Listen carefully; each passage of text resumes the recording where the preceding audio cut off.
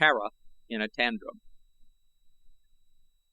Tara of Helium rose from the pile of silks and soft furs upon which she had been reclining, stretched her lithe body languidly, and crossed toward the center of the room where, above a large table, a bronze disc depended from the low ceiling. Her carriage was that of health and physical perfection, the effortless harmony of faultless coordination. A scarf of silken gossamer crossing over one shoulder was wrapped about her body. Her black hair was piled high upon her head. With a wooden stick, she tapped upon the bronze disc lightly, and presently the summons was answered by a slave girl, who entered, smiling, to be greeted similarly by her mistress. "Are my father's guests arriving?" asked the princess. "Yes, Tara of Helium, they come," replied the slave. "I have seen Kantos Kan, overlord of the navy, and Prince Soran of Tharp, and Dior Kantos, son of Kantos Kan." She shot a roguish glance at her mistress as she mentioned Dior Kantos' name. "And, oh, there were others. Many have come." "The bath, then, Uthia," said her mistress. "And why, Uthia," she added, "do you look thus and smile when you mention the name of Dior Kantos?" The slave girl laughed gaily. "It is so plain to all that he worships you," she replied. "It is not plain to me," said Tara of Helium.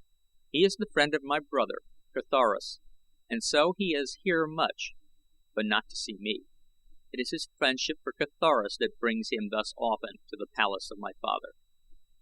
"But Carthoris is hunting in the north with Talu, Jeddak of Gathol," Uthia reminded her. "My bath, Uthia!" cried Tara of Helium. "That tongue of yours will bring you to some misadventure yet." "The bath is ready, Tara of Helium," the girl responded, her eyes still twinkling with merriment, for she well knew that in the heart of her mistress was no anger that could displace the love of the princess for her slave. Preceding the daughter of the warlord, she opened the door of an adjoining room where lay the bath, a gleaming pool of scented water in a marble basin. Golden stanchions supported a chain of gold encircling it and leading down into the water on either side of marble steps. A glass dome let in the sunlight, which flooded the interior, glancing from the polished white of the marble walls and the procession of bathers and fishes, which, in conventional design, were inlaid with gold in a broad band that circled the room. Tara of Helium removed the scarf from about her and handed it to the slave. Slowly she descended the steps to the water, the temperature of which she tested with a symmetrical foot, undeformed by tight shoes and high heels. A lovely foot, as God intended that feet should be, and seldom are. Finding the water to her liking, the girl swam leisurely to and fro about the pool. With the silken ease of the seal she swam, now at the surface, now below, her smooth muscles rolling softly beneath her clear skin, a wordless song of health and happiness and grace.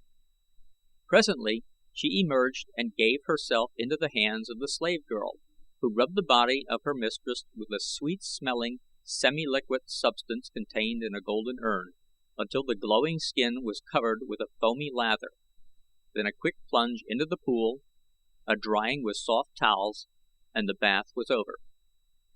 Typical of the life of the princess was the simple elegance of her bath. No retinue of useless slaves, no pomp, no idle waste of precious moments.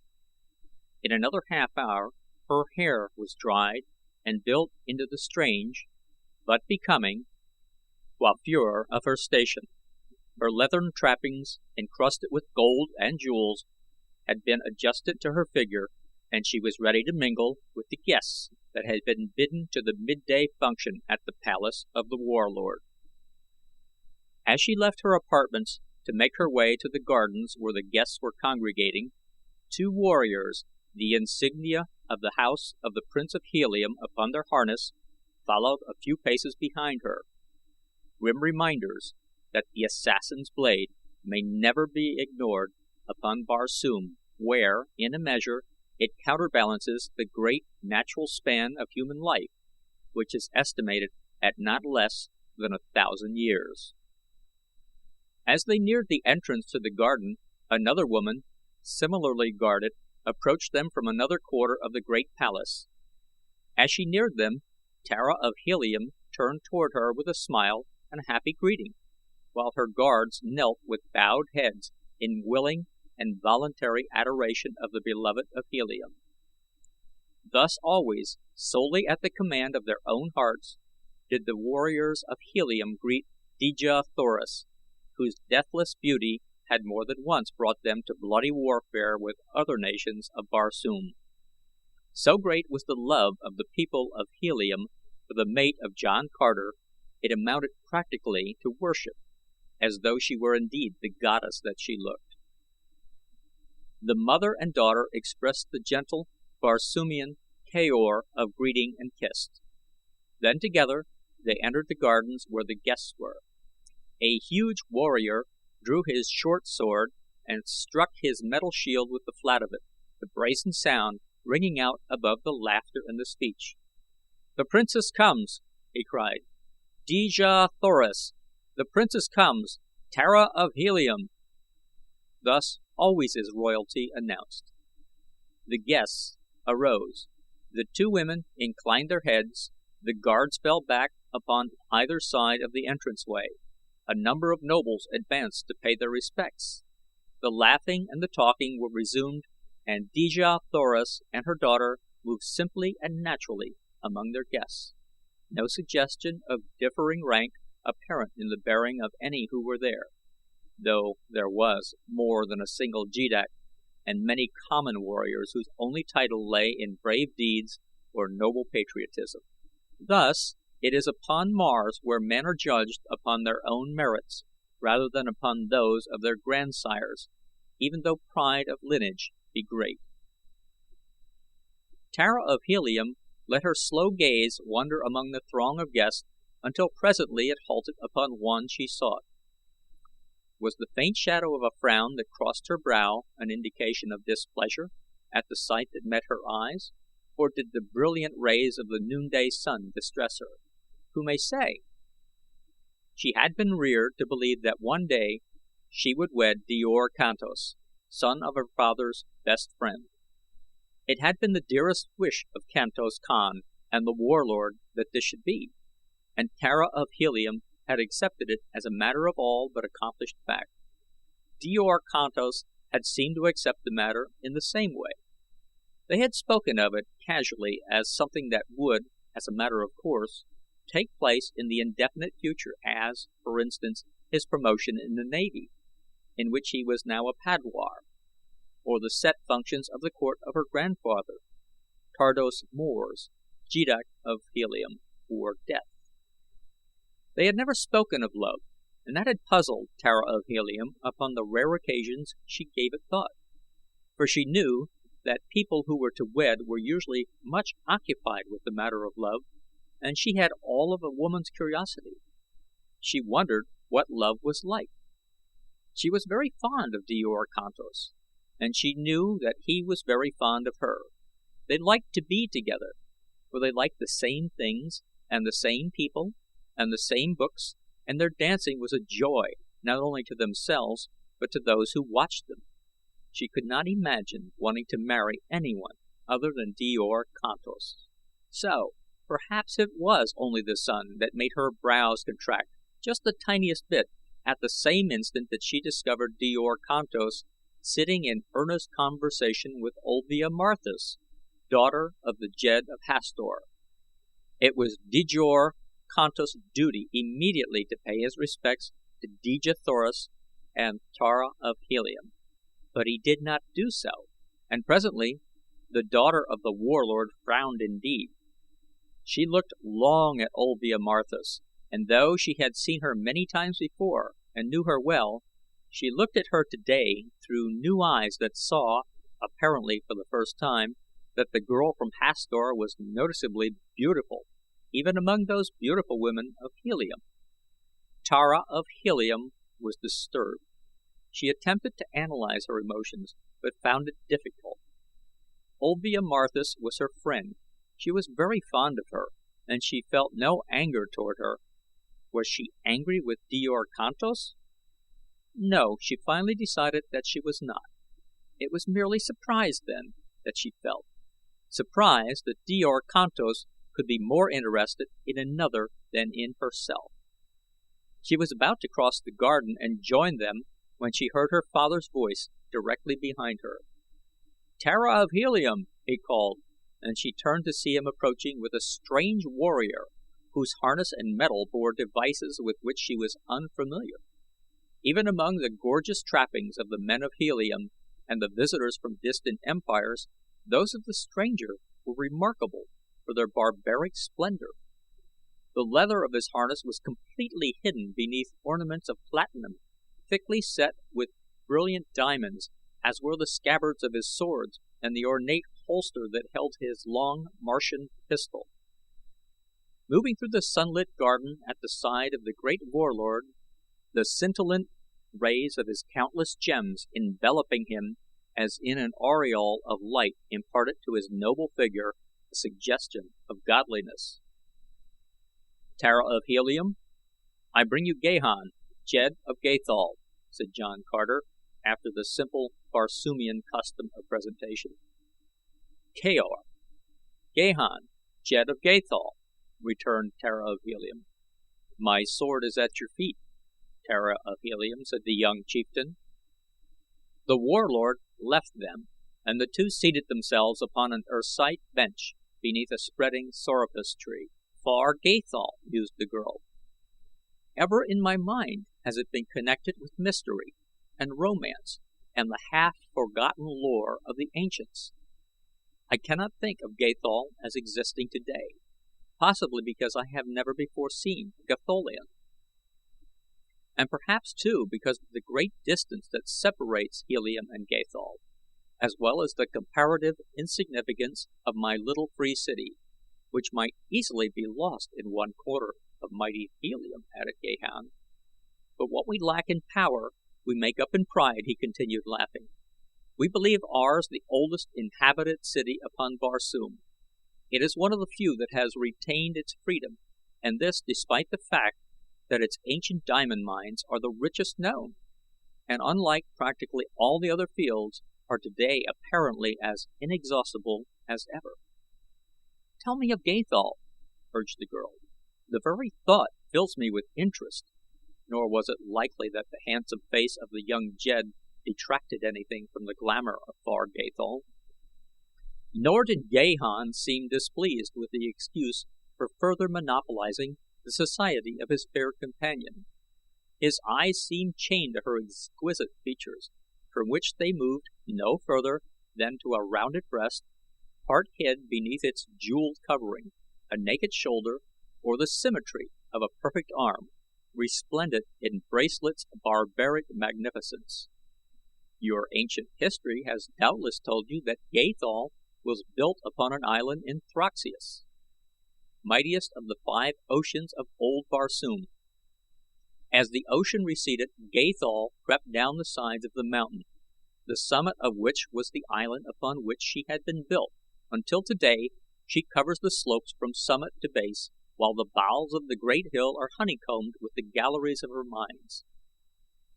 Entirely surrounding us is a great salt marsh, which protects us from invasion by land, while the rugged and oft-times vertical topography of our mountain renders the landing of hostile warships a precarious undertaking. "That, and your brave warriors," suggested the girl. Gahan smiled. "We do not speak of that except to enemies," he said, "and then with tongues of steel rather than of flesh." "But what practice in the art of war has a people which nature has thus protected from attack?" asked Tara of Helium, who had liked the young Jed's answer to her previous question, but yet in whose mind persisted a vague conviction of the possible effeminacy of her companion, induced, doubtless, by the magnificence of his trappings and weapons, which carried a suggestion of splendid show rather than grim utility. "Our natural barriers while they have doubtless saved us from defeat on countless occasions, have not by any means rendered us immune from attack," he explained. "For so great is the wealth of Gathol's diamond treasury that there yet may be found those who will risk almost certain defeat in an effort to loot our unconquered city. So thus we find occasional practice in the exercise of arms. But there is more to Gathol than the mountain city.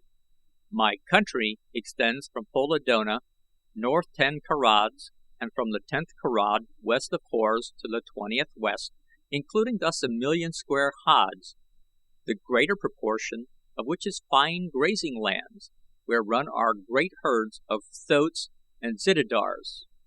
Surrounded as we are by predatory enemies, our herdsmen must indeed be warriors, or we should have no herds, and you may be assured they get plenty of fighting. Then there is our constant need of workers in the mines. The Gatholians consider themselves a race of warriors, and as such prefer not to labor in the mines. The law is, however, that each male Gatholian shall give an hour a day in labor to the government. That is practically the only tax that is levied upon them. They prefer, however, to furnish a substitute to perform this labor, and as our own people will not hire out for labor in the mines, it has been necessary to obtain slaves, and I do not need to tell you that slaves are not won without fighting. We sell these slaves in the public market, the proceeds going, half and half, to the government and the warriors who bring them in. The purchasers are credited with the amount of labor performed by their particular slaves. At the end of a year, a good slave will have performed the labor tax of his master for 6 years, and if slaves are plentiful, he is freed and permitted to return to his own people." "You fight in platinum and diamonds?" asked Tara, indicating his gorgeous trappings with a quizzical smile. Gahan laughed. "We are a vain people," he admitted, good-naturedly, "and it is possible that we place too much value on personal appearances. We vie with one another in the splendor of our accoutrements when trapped for the observance of the lighter duties of life, though when we take the field our leather is the plainest I have ever seen worn by fighting men of Barsoom. We pride ourselves, too, upon our physical beauty, and especially upon the beauty of our women. May I dare to say, Tara of Helium, that I am hoping for the day when you will visit Gathol, that my people may see one who is really beautiful?" "The women of Helium are taught to frown with displeasure upon the tongue of the flatterer," rejoined the girl, but Gahan, Jed of Gathol, observed that she smiled as she said it. A bugle sounded, clear and sweet, above the laughter and the talk. "The dance of Barsoom!" exclaimed the young warrior. "I claim you for it, Tara of Helium." The girl glanced in the direction of the bench where she had last seen Djor Kantos. He was not in sight. She inclined her head in assent to the claim of the Gatholian. Slaves were passing among the guests, distributing small musical instruments of a single string. Upon each instrument were characters which indicated the pitch and length of its tone. The instruments were of skeel, the string of gut, and were shaped to fit the left forearm of the dancer, to which it was strapped. There was also a ring wound with gut, which was worn between the first and second joints of the index finger of the right hand, and which, when passed over the string of the instrument, elicited the single note required of the dancer. The guests had risen, and were slowly making their way toward the expanse of scarlet sward at the south end of the gardens where the dance was to be held, when Djor Kantos came hurriedly toward Tara of Helium. "I claim," he exclaimed as he neared her, but she interrupted him with a gesture. "You are too late, Djor Kantos," she cried in mock anger. "No laggard may claim Tara of Helium, but haste now lest thou lose also Olvia Marthis, whom I have never seen wait long to be claimed for this or any other dance." "I have already lost her," admitted Djor Kantos ruefully. And you mean to say that you came for Tara of Helium only after having lost Olvia Marthas? Demanded the girl, still simulating displeasure. Oh, Tara of Helium, you know better than that, insisted the young man. Was it not natural that I should assume that you would expect me, who alone has claimed you for the dance of Barsoom for at least 12 times past? And sit and play with my thumbs until you saw fit to come for me? She questioned. Ah, no, Djor Kantos. Tara of Helium is for no laggard, and she threw him a sweet smile and passed on toward the assembling dancers with Gahan, Jed of Gathol.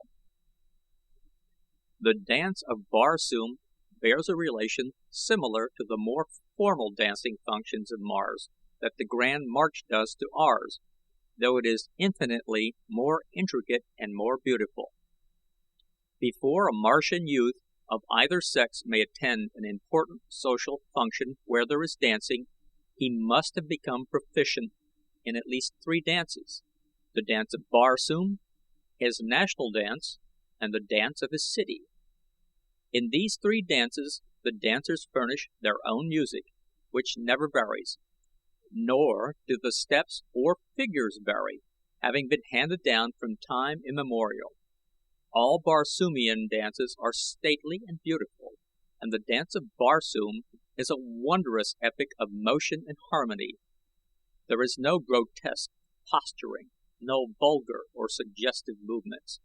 It has been described as the interpretation of the highest ideals of a world that aspired to grace and beauty and chastity in women and strength and dignity and loyalty in man. Today, John Carter, warlord of Mars, with Dejah Thoris, his mate, led in the dancing, and if there was another couple that vied with them in possession of the silent admiration of the guests, it was the resplendent Jed of Gathol and his beautiful partner. In the ever-changing figures of the dance, the man found himself now with the girl's hand in his, and again with an arm about the lithe body that the jeweled harness but inadequately covered, and the girl, though she had danced 1,000 dances in the past, realized for the first time the personal contact of a man's arm against her naked flesh. It troubled her that she should notice it, and she looked up questioningly and almost with displeasure at the man as though it was his fault. Their eyes met, and she saw in his that which she had never seen in the eyes of Djor Kantos. It was at the very end of the dance, and they both stopped suddenly with the music, and stood there looking straight into each other's eyes. It was Gahan of Gathol who spoke first. "Tara of Helium, I love you," he said. The girl drew herself up to her full height. "The Jed of Gathol forgets himself," she exclaimed haughtily. "The Jed of Gathol would forget everything but you, Tara of Helium," he replied. Fiercely, he pressed the soft hand that he still retained from the last position of the dance. "I love you, Tara of Helium," he repeated. "Why should your ears refuse to hear what your eyes but just now did not refuse to see and answer?" "What meanest thou?" she cried. "Are the men of Gathol such boors, then?" "They are neither boors nor fools," he replied gently. "They know when they love a woman, and when she loves them." Tara of Helium stamped her little foot in anger. "Go," she said, "before it is necessary to acquaint my father with the dishonor of his guest." She turned and walked away. "Wait," cried the man. "Just another word." "Of apology?" she asked. "Of prophecy," he said. "I do not care to hear it," replied Tara of Helium, and left him standing there. She was strangely unstrung, and shortly thereafter returned to her own quarter of the palace, where she stood for a long time by a window looking out beyond the scarlet tower of Greater Helium toward the northwest. Presently she turned angrily away. "I hate him!" she exclaimed aloud. "Whom?" inquired the privileged Uthia. Tara of Helium stamped her foot. "That ill-mannered boor, the Jed of Gathol," she replied. Uthia raised her slim brows. At the stamping of the little foot, a great beast rose from the corner of the room and crossed to Tara of Helium, where it stood looking up into her face. She placed her hand upon the ugly head. "Dear old Woola," she said, "no love could be deeper than yours, yet it never offends.